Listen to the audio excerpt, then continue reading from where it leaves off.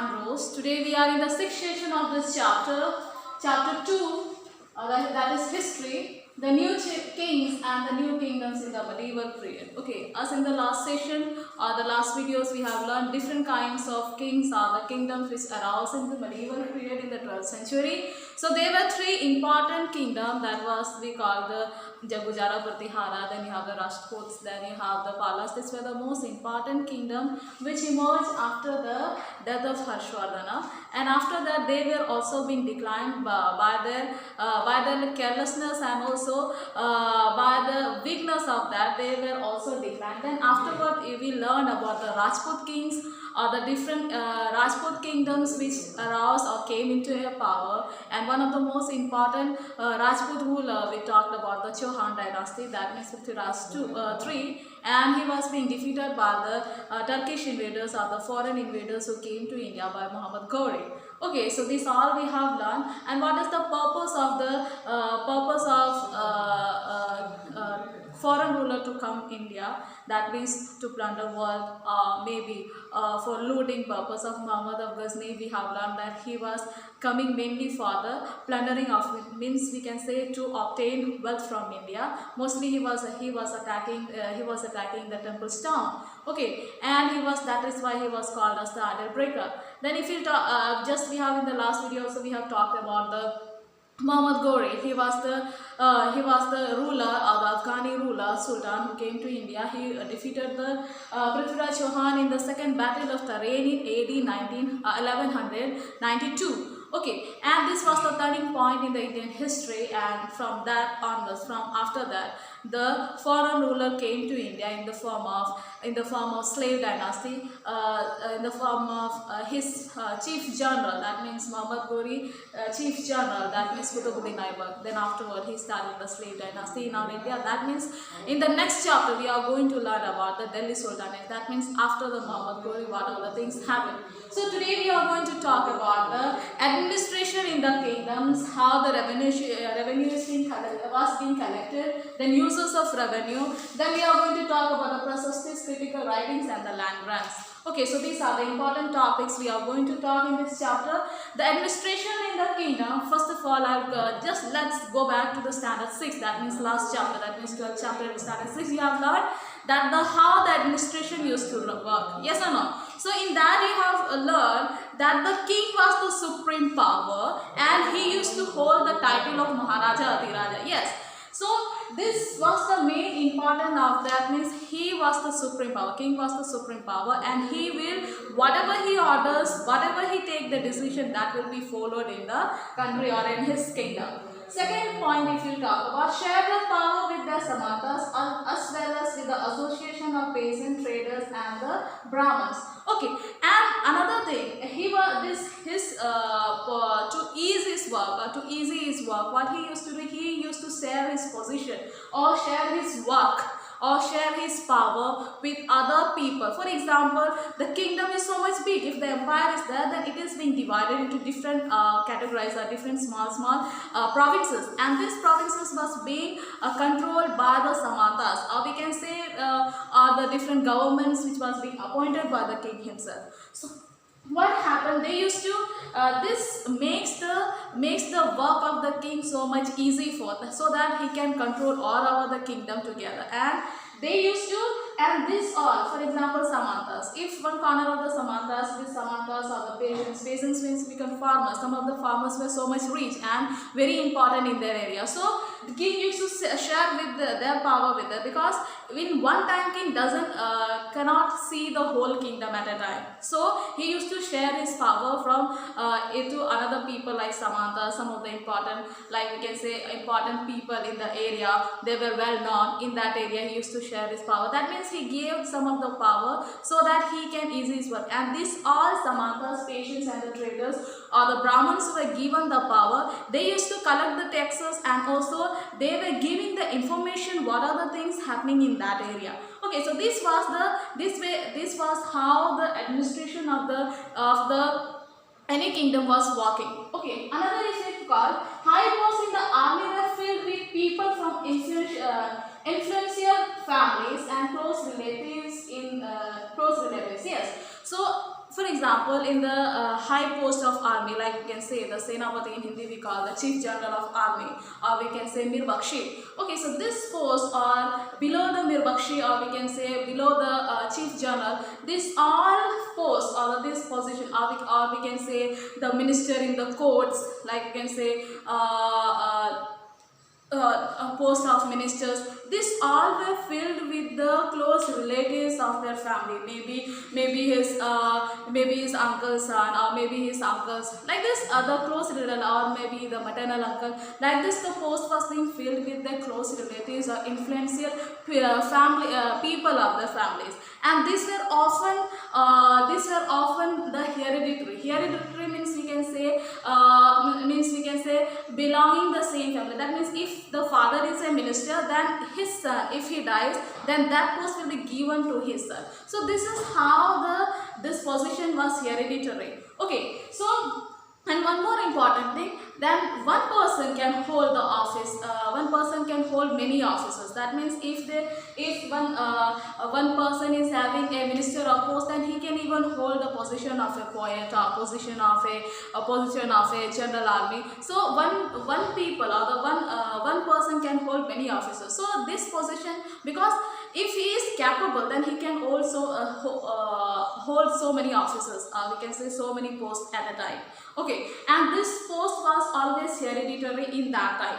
Okay, so this was how the administration of the kingdom was being ruled, or how the king used to rule his kingdom. That means first one we'll discuss once more, that king was the supreme power, and he used to hold the title of Maharaja Adhiraja. Second one is that he can share his power to even a Samantas, or the governor which was being appointed by himself, or the peasants, famous rich farmers, or we can say traders, or the Brahmins.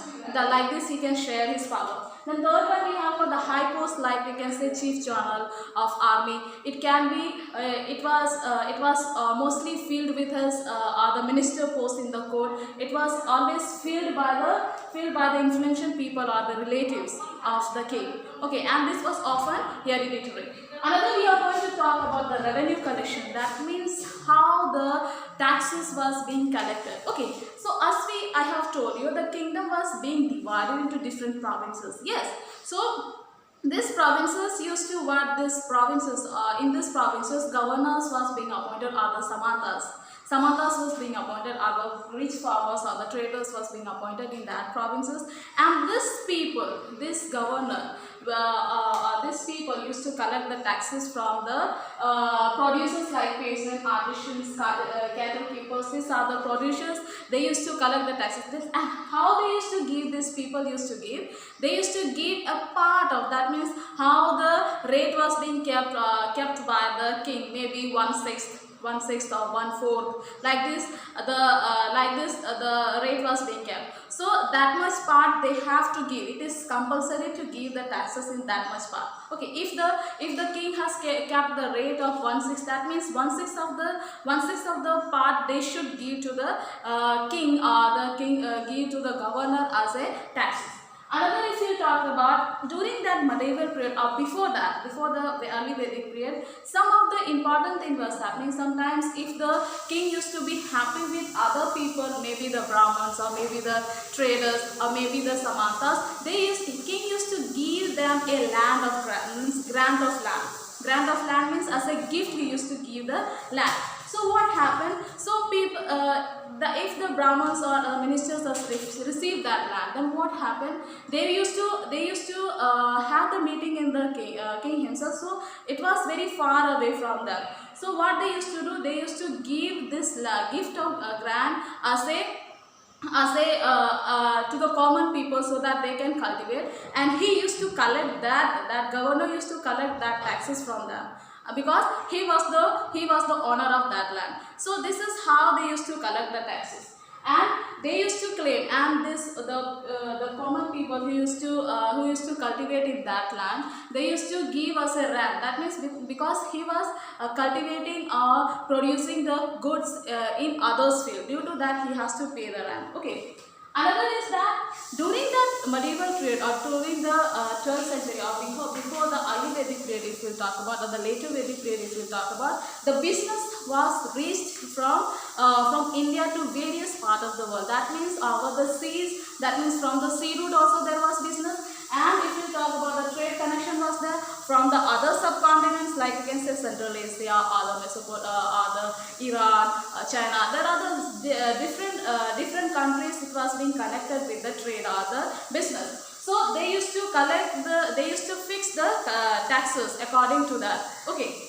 Another is that revenue was also collected from traders. They used to revenue or the taxes was also being collected from the traders, merchants, or the businessmen who used to come from different countries or the foreign countries. They used to collect. They were having the different categories. That means according to the things which they brought, according to that they were given. They used to give the taxes or they used to collect the taxes. Another, if we talk about mainly the close relatives or the Samantas or the king to whom he used to share the power, they usually collect the taxes, and this was often a hereditary also. Why? Because if one relative of the king is a minister and he is collecting the taxes, then his son, when he dies, then his son will take over his post and he will collect afterwards. So this is how the revenue collection was being happened. If you are not if you are not understanding, just go through the chapters and read once more in the class. The chapters. Okay. Another topic we are going to talk about the uses of revenue. Yes, they were collecting the revenue or the taxes. Then what are the uses they used to have? First point you can see, to finance the king establishment. That means to finance the king establishment means we can say to finance what are the important thing or what are the important facility they used to give the king, or we can say the king used to give the facility to the people, common people of his own kingdom. For example,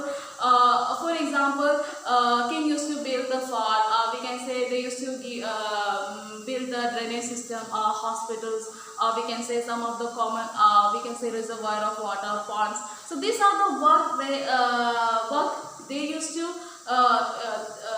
these are the things how they uses the revenue or the collected money or the taxes for the establishment of the king. Another is to construct the temples and fort. Yes, to construct the temples. Temples is very important because the king believed in the God, and other people also believe in the God. That is why the temples of the supreme power, due to that they used to build the temples with very effort, with so much effort. For example, they used to build the image that they used to make it. They can be made of the gold, the diamond, or we can say important jewelries.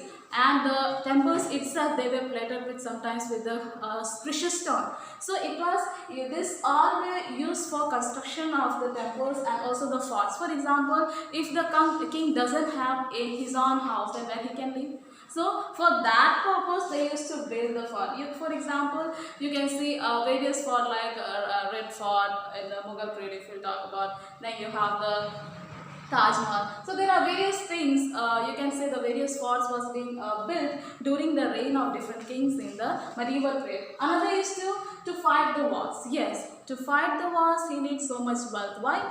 Because he needs so much weapons. Yes or no? For example, he need the horses, he need the bow and arrow, he need the cavalry, he need the elephant, he need different what we call talwars. So these are the things which, and the fooding.